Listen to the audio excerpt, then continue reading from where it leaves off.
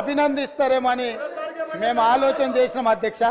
అయినా వాళ్ళకి మనసు రాలేదు అధ్యక్ష. ఎందుకంటే ప్రజాస్వామిక పరిపాలననే వాళ్ళకి నచ్చదు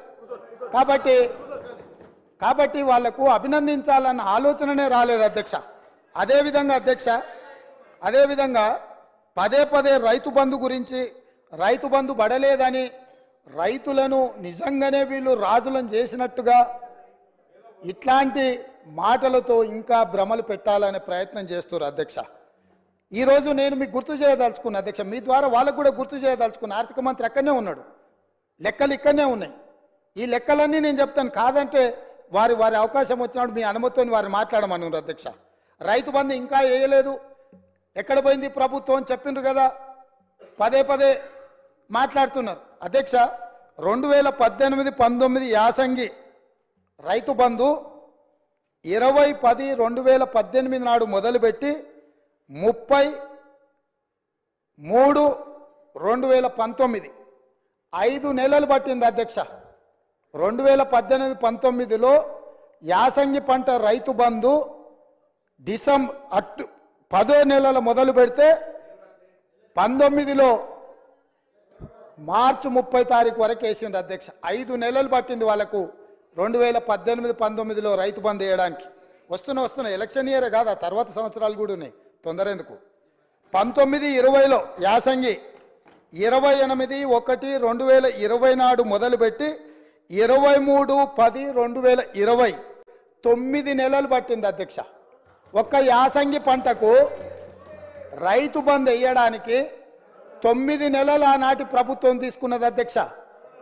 వీళ్ళ చరిత్ర ఇక మీ కరోనా వచ్చిందో మీ కర్మ కాలిందో నేనేం చెప్తా కానీ 2020-21 అధ్యక్ష 25-12-2020 నాడు మొదలుపెట్టి 22-4-2021 4 నెలలు పట్టింది అధ్యక్ష. 2020-21 సంవత్సరంలో యాసంగి పంట. 2022-23 అధ్యక్ష 21-12-2022 నాడు మొదలుపెట్టి 10-4-2023 4 నెలలు పట్టింది అధ్యక్ష. ఒకసారి అడుగుతున్నాం ఎన్నికలు అంటుండ్రు, రెండోసారి అడుగుతున్నాం కరోనా అంటుండ్రు, మూడోసారి అడుగుతున్నాం మా మామ చెప్పలేదంటారు, నాలుగోసారి అడుగుతున్నాం అల్లుడు తిరగనికి పోయిందని చెప్పేటట్టు అధ్యక్ష. ఎట్లా అధ్యక్ష మీ పరిపాలన? స్పష్టంగా అధికారిక లెక్కలు ఈ రకంగా చెప్తుంటే మేము వచ్చిందే మొన్న 60 రోజులు కాలేదు, ఆల్రెడీ మేము క్లియర్గా చెప్పినాము 100 రోజుల్లో వాటిని పూర్తి చేస్తామని. అయినా అప్పుడే రైతు బంధు ఇవ్వలేదు అని గగ్గోలు పెట్టి రైతులను రెచ్చగొట్టాలన్న ప్రయత్నం చేస్తే రైతులేమన్నా అమాయకుల అధ్యక్ష? వాళ్ళకి తెలీదా ఎవరి చిత్తశుద్ధి ఏంది, ఎవరి ఆలోచన ఏంది, ఎవరు ఏం చేస్తుండ్రో, ఎవరు ఏ రకంగా వ్యవహరిస్తుండ్రో తెలీదా అధ్యక్ష? అదేవిధంగా అధ్యక్ష ఆర్టీసీ బస్సు మహిళల గురించి వీళ్ళు మాట్లాడుతున్నది, వాళ్ళకి నష్టం జరిగింది ఆటో డ్రైవర్లని. ఒక ఆయన ఆటో రాముడు కృష్ణానగర్లో మొత్తం సినిమాకి సంబంధించిన వాళ్ళే ఉంటారు, సురభి నాటకాలు వేసేవాళ్ళు, సినిమాలో చిత్రసీమలో ఎక్స్ట్రా క్యారెక్టర్స్ అంటారు, ఏమంటారు వాళ్ళను? ఎక్స్ట్రా అంటే ఎక్స్ట్రా ఆర్టిస్టులు అంటే ఏమంటారు? జూనియర్ ఆర్టిస్టులు కృష్ణానగర్లు ఉంటారు. టీఆర్ఎస్లో ఒక జూనియర్ ఆర్టిస్టు ఆడేదో సమావేశానికి పోయిండంట, ఆడ ఆటో కనిపించిందంట, ఆటో ఎక్కి ఆటో రాముడు ఆఫీస్కి పోయిండంట. మళ్ళీ దాంట్లో మాత్రము లోపల కెమెరా పెట్టిరు అధ్యక్ష, ఆయన ఎక్కింది దిగింది షూటింగులు చేయడానికి. ఏంది అధ్యక్ష ఈ డ్రామా? ఏంది డ్రామా? ఏంది ఇది?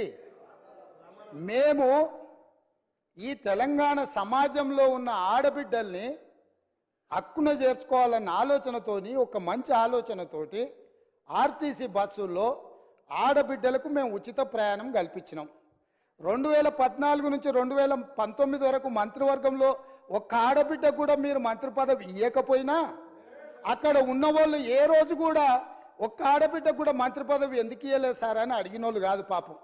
ఎందుకంటే అడిగేంత సాహసం చేస్తే వాళ్ళకు ఆ ఉండే ఉద్యోగం కూడా ఉండదన్న సంగతి వాళ్ళకి తెలుసు. కాబట్టి వాళ్ళు మంత్రి పదవులు ఇవ్వకపోయినా కోట్లాది మంది ఆడబిడ్డలకు మా పొన్నం ప్రభాకర్ గారు మేము మొదలుపెట్టిన బస్సు ప్రయాణాన్ని టోటల్గా ఆడబిడ్డలందరికీ కూడా చెప్పి ఉచితంగా బస్సు ప్రయాణం ఇస్తే దాదాపుగా అధ్యక్ష